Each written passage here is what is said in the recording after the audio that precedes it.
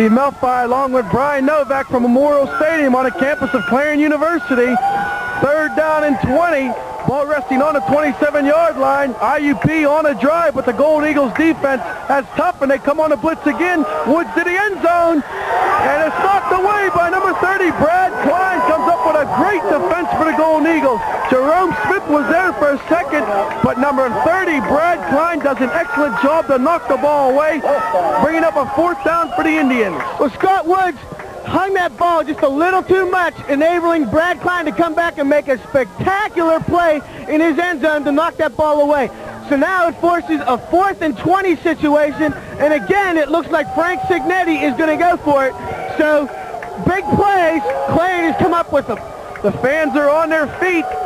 4th down and 20. Woods to throw again. He's under pressure, goes to the end zone, and it's going to be knocked away by, again, number 30, Brad Klein.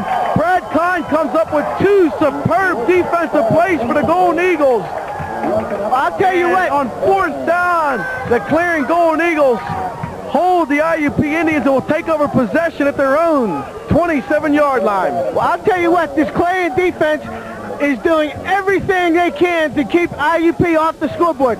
Their backs were against the wall there.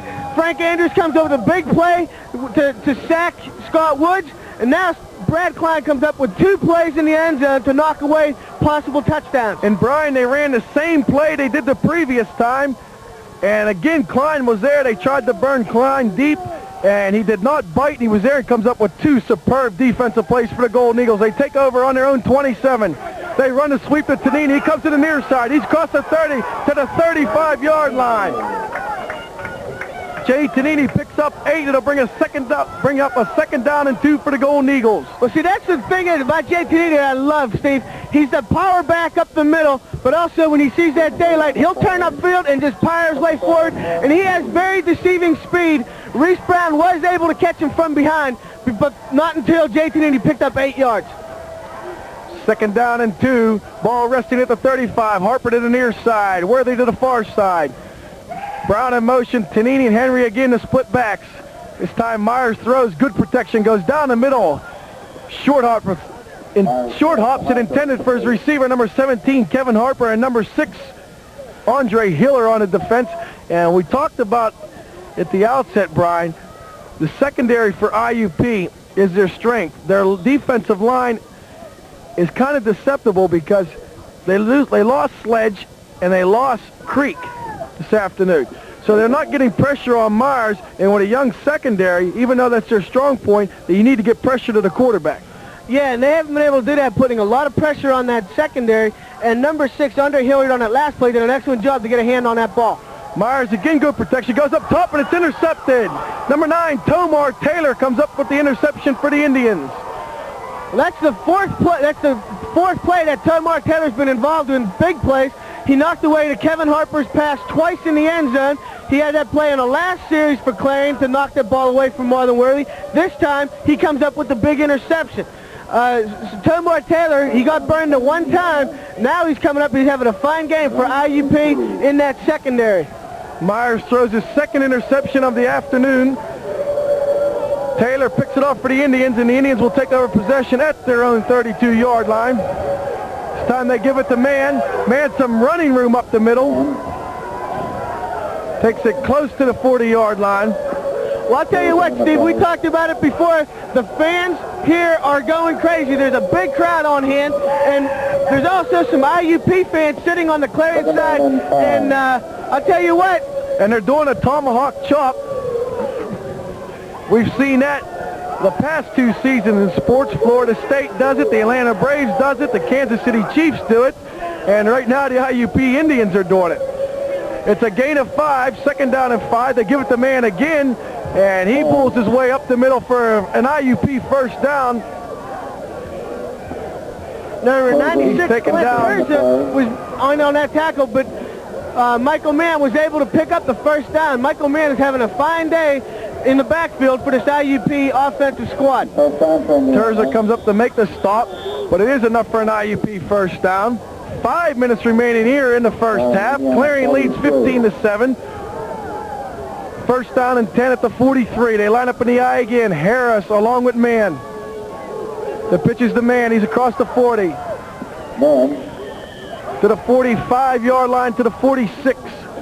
I'll tell you what, A gain of 6. I'll tell you what, Steve. I like what's going on. It seems to me that IUP is pretty much conceding the fact that they won't be able to throw too much on this Clarion defense before they set up the running game. And so now IUP looks like they're forced to run, and this plays into the favor, I think, of Clarion defense. That defensive line is very stingy. They don't like to give up the running plays.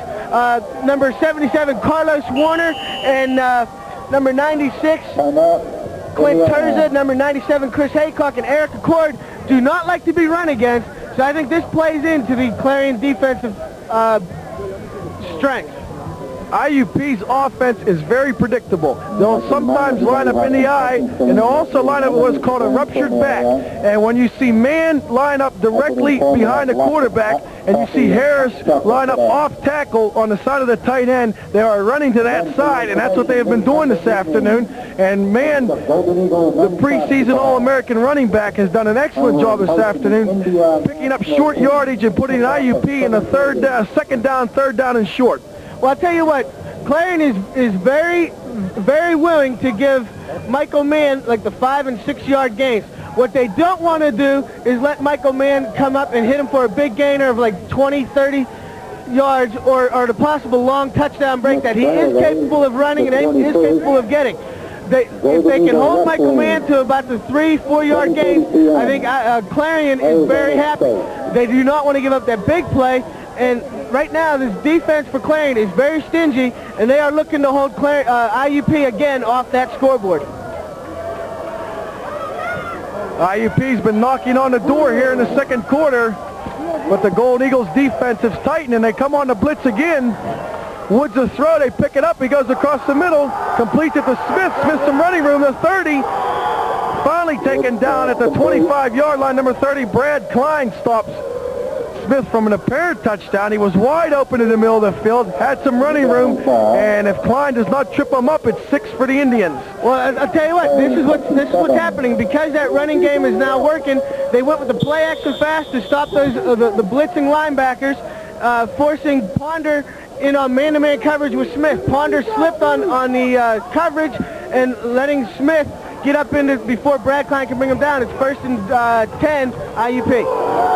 To give us a man again, he comes to the near side. A gain of 4, stopped by number 57, Damon Mazup, as well as number 77, Carlos Warner. We're now into that flex style of defense. Clarion will bend a little bit, but they don't want to break.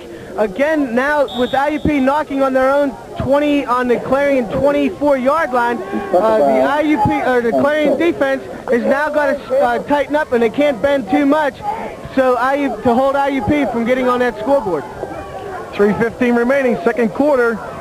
Man alone setback. Smith to the far side, Smith to the near side, and Carlos Warner drops Woods for a sack. The first man in there. Woods had no chance to get the ball away. Number 77, Carlos Warner. Well, number 77, Carlos Warner, is a 6'3", 247-pound defensive tackle. He played on the Young Guns line his freshman year. He's played on that defensive line ever since.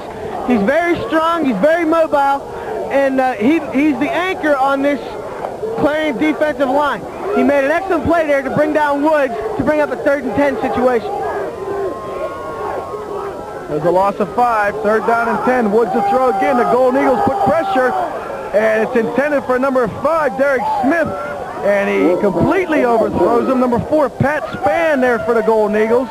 But once again, Woods is on his back. The Golden Eagles put tremendous pressure on him, and he had to get it off in a hurry, and it wasn't even close to his intended receiver, Smith. Well, Carlos Warner again was up the middle, put those licks on Scott Woods, and then he looked at him. He didn't even want to help him up. He just sat down. He said, "That's for me," and he's holding this IUP offense off the scoreboard. Clarion's doing everything they can to mix up their coverages and their plays on defense to keep the IUP off guard. Once again, IUP inside Clarion's 30-yard line, and they're in a 4th down situation, and they're going to go for it again. Frank Andrews jumping up and down, pointing towards the score clock. It's a delay of game. against IUP. Well, we said it at the top of our broadcast, Steve, that this game is for all the marbles, and the team that I think that makes the fewest mistakes is going to win this game. Both teams have turnovers, but looking at what I consider dumb mistakes, jumping off sides, letting time run out, those are mistakes that you can't afford. Those are mental mistakes, and right now Clarion hasn't made any. IUP has made 3. They'll march off 5. It'll bring up a 4th down and 15 ball at the 32-yard line. Smith to the near side, White to the far side. Woods to throw again, got plenty of time, goes down the middle, beat it out of the hand, and Sean Spencer lays a lick on Jerome Smith. He almost took his head off, Brian. You talk about a hit. Smith was open. He took his eye off the ball, and Sean Spencer was hit hunting that time. I'll tell you what. He knocked him on his back. I'll tell you what, Jerome Smith is now going to remember anytime he goes into that secondary that Sean Spencer is going to be there. Sean Spencer laid a lick on him that I haven't seen since George Atkinson and John Tatum were back in the Raiders defense and Mel Blount for that Pittsburgh defense. And that was unbelievable. You talk about one of the biggest hits of the year. That's got to be one of the biggest hits I saw all season. The give is to Tonini. He stays on his feet, does a good job to pick up a yard. And there you get to see a good look at Sean Spencer. And boy, can he hit. We saw him all season in that secondary. And that time, there's a flag on the play, Steve. That time, Brian Smith was wide open. He took his eyes off the ball, and it didn't help him. He should have tried to hang on it because Spencer was going to hit him anyway. I'll tell you what. I think on that play, if Smith would have held on to it, I think Sean Spencer would have stripped that ball from him. That was an unbelievable hit. I haven't seen Sean Spencer hit like that all season. I put him up in the category with George Atkinson and John Tatum, Mel Blount for those great Oakland Raider and Pittsburgh Steelers secondaries way back in the 70s. That was unbelievable. That ball would have that hit would have jarred the ball loose and almost jarred his head loose. It's a penalty against the Golden Eagles. It'll march them back 10. 1st down and 10. Ball resting at the 23-yard line. Just 2 minutes remaining here in the first half. The Golden Eagles lead 15-7. Quinn to the near side. Harper to the far side. The play clock running down. Myers taking his time. Barely gets it off. The give is to Tonini. Tonini bulls his way across the 25 to the 26-yard line. Steve, it's a gain of 3 for the Golden Eagles. I think what you're going to see now is Clarion is very happy. They're winning this game. They don't want to make any mistakes. I think what you're going to see is Tim Myers run that play clock all the way down to 2 or 1 seconds, and they're going to try to run this timeout and go in at halftime with the 15-7 lead. They have to be very happy going into the locker room, up 15-7. And it looks to appear that the Golden Eagles want to run out the clock. They have no receivers. They give it to Henry, and Henry's going to pick up a gain of 2, taken down by number 91, Jeff Turnage. And like you said, Brian, they're content to go into the locker room up by 8 points. We have an injured player on the field for the Indians, number 37, Jack Creek. And Creek was one of the players we did not expect to see this afternoon, but as the coach said, if they needed him, he would be in here. And right now, IUP's down, and if they have any hopes of winning this game, they're going to need him in there this afternoon. Well, I'll tell you what, this is a big blow to IUP. Like you said, he is hurt and he was only going to play sparingly. He goes down again now, so that takes out, again, one of the leading tacklers on this IUP defense, number 37, Jack Creech. So he's hurt again, so this is going to be a big blow to IUP. The Golden Eagle marching band. 57 seconds remain here in the first half of play for the PSAC West Championship crown. The Golden Eagles lead by 8. They have a 3rd down and 13. Number 37, Jack Creek, the inside linebacker, shaken up but walks off the field on his own power, and that's a good sign for the Indians. He's walking off very gingerly here. I don't know if he got hit in the back or where he's hurting, but he's feeling some pain right now. He's walking off very slow, going over to the IUP sideline. He's walking off on his own power. That's a good sign. 3rd down and 13. Harper to the far side, Quinn to the near side. Henry and Tonini will line up in the backfield. Brown the tight end. Clock continues to run. Under 50 seconds remaining. Myers again takes his time, lets the clock run down. Now Brown goes in motion. They give it to Tonini. He's across the 30 to the 35 where he's taken down by number 2, Reese Brown. IUP is now calling a timeout, number 44. That's Tony Fallis, the outside linebacker. As soon as Jay Tonini went down, Tony Fallis called the timeout. So Frank Signetti has 30 seconds to work with, and he feels that barring an excellent punt by Tim Myers, he should be able to work the ball down, hopefully maybe get a quick field goal here in the 30 seconds he has to work with. Tim Myers now has to get out an excellent punt and put IUP back deep in their own side of the field. It was an excellent timeout by Signetti. IUP will set up a chance to try to block Myers' kick. It's 4th down and 7 for the Golden Eagles. And the Indians will send 10 men up on the line. Number 2, Reese Brown, will be back at his own 30 for the Indians. 30 seconds remain. IUP out of timeouts. Clarion has 3 remaining.